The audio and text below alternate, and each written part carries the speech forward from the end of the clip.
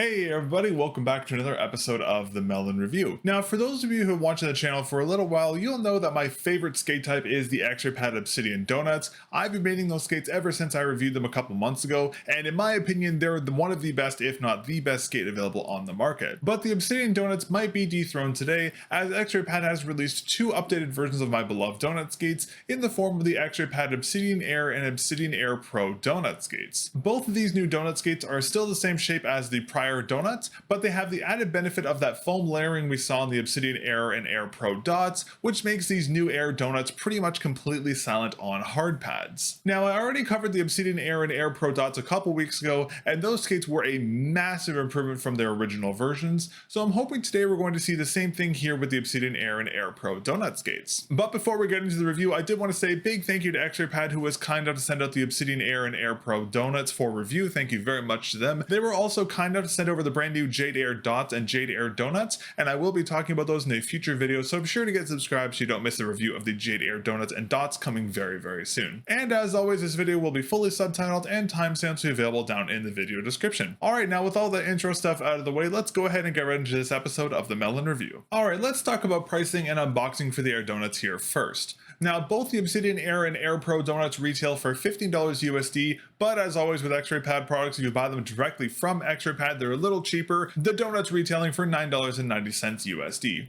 Each version of the Air donuts comes in this new updated packaging, which is a massive improvement over the packaging we saw for the previously released Jade and Obsidian donuts, and each set of the Air donuts includes two X-Raypad branded alcohol wipes and two sets of 16 donut skates for a total of 32. Each sheet has the same reusable protective film pre-installed, which is a great attention to detail from X-Raypad. Now, the Air donuts themselves are pretty much exactly the same as the previously released Obsidian donuts and Jade donuts. The Air donuts do have the same diameter of 9.5 millimeters as the previous donuts, but the height of the Air donuts is slightly higher than the other skates, coming in at around 1 millimeter thick, while the original donuts were 0.8 to 0.9 millimeters tall. The height difference we see here is caused by the added layer of soft microporous polyurethane foam, or SMPF for short, that has been added to these skates. This foam layering helps to reduce the amount of friction that transfers from the skates to the mouse's frame, heavily reducing the level of audio feedback you'll hear on the Air donuts when they're used on hard pads. I will talk about this foam layering in a little more depth later in this video, as well as give some comparisons in audio feedback to the old donuts to the new donuts, but I'll talk more about that in detail later on in this video. Now, I did want to quickly note, just like we saw in the Air dots, the SMPF layer here on the Obsidian donuts can be squished down, so if you're using the Air donuts on a hard pad, or you just have a very heavy grip that pushes the skates down into a pad surface, the Air donut skates height will slightly shrink, going from 1 millimeter thick to around 9.3 millimeters. This slight shrinking doesn't impact the performance of the skates themselves, nor the SMPF layering here on the skates. I just wanted to mention this unique shrinking here you can find on the Air donuts, as we found the same thing on the Air dots, and it was a little bit of a unique quirk to these skates. Now, in terms of the skates themselves, the Obsidian Air donuts are made out of the same hardened PTFE material as the original Obsidian donuts. The material has just been dyed purple instead of the red we saw in the previously released Obsidian skates. Now, this hardened PTFE material is significantly more durable than regular PTFE, which allows the Obsidian Air donuts to have the same universal usage as the previously released Obsidian donuts,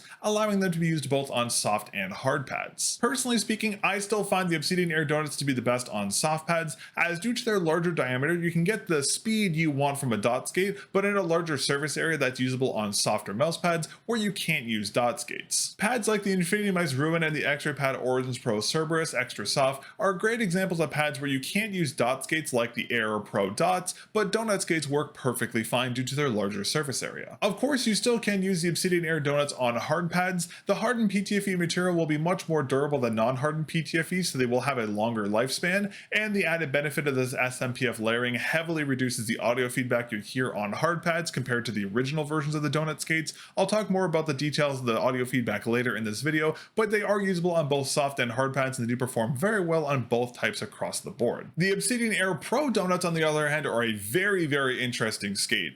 Back when I originally covered the Obsidian Pro dots a couple months ago, I really wanted X-Raypad to make a donut version, as they'd be much more usable on harder pads, but sadly we never saw an Obsidian Pro donut get released, but we do finally have an Obsidian Pro Air donut version. Now, the Air Pro donuts are made of the same ultra high molecular weight polyurethane, or UHWMPE material, as the OG Obsidian Pro skates were made out of. The only difference between them is that the material has been dyed to gray instead of the black or yellow we saw in the original Obsidian Pro dot version. Now, this UHWMPE material is one of the highest durability materials out there for skates, only being trumped by glass or metal and the hybrid plastic material that TJ Exclusives is using for their plastic skates. So because of the material composition of the Obsidian Air Pro Donuts, these skates are designed to be only used on hard pads and they're not really recommended for soft pads, but the trade-off here is that the Air Pro Donuts have a significantly longer lifespan on hard pads than the more universal use Obsidian Air Donuts. The Air Pro Donuts also have the benefit of having the same SMPF layering that the Obsidian Air Donuts had, which also makes the Obsidian Air Pro Donuts essentially silent on glass, but again, I'll talk more about this later on in this video. Now, when I covered the original Obsidian Pro Dots, I was pretty underwhelmed with them in terms of their performance, but the dot version I covered a couple of weeks ago were fantastic, and the donut versions here are even better. Essentially, you're getting a larger surface area skate, which makes the Air Pro Donuts much more controlled than the Air Pro Dots felt, while keeping the same durability due to the same material. In all honesty, I really like these skates for hard pad usage, but only for hard pad usage. Just like the original Obsidian Pro Dots and the Pro Air Dots, the ultra high molecular weight polyurethane material is almost sticky, for lack of a better word, on soft pads, and the material is very slow and very controlled, so the skates are, in my opinion, unusable on soft pads, but their hard pad performance is significantly better than the Obsidian Air Donuts and the Air Pro Dots we covered a couple of weeks ago. Now, one other very unique thing about the Air and Air Pro Dot skates is that they have this central removable dot skate,